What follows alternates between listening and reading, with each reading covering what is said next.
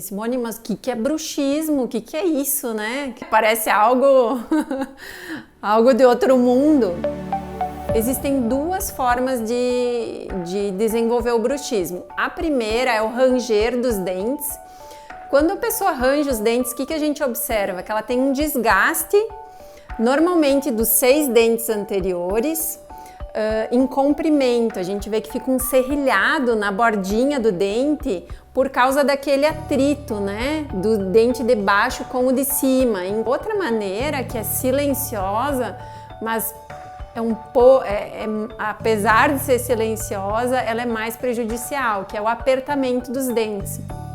Então o paciente aperta e trava. Esse é mais perigoso porque, além de ser silencioso, ele afeta a estrutura dentária, estrutura óssea e estrutura gengival. Essa força do apertamento, ela é direcionada nessa região, onde termina o dente e começa a gengiva.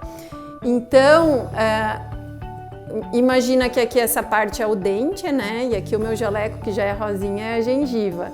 Começa com uma sensibilidade, em muitos casos isso evolui para um tratamento de canal, que a gente chama de pulpite irreversível.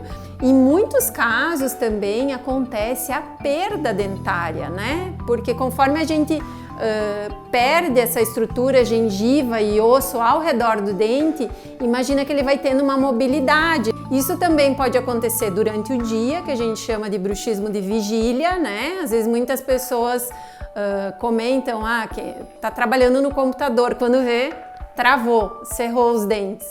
E existe o bruxismo noturno, né?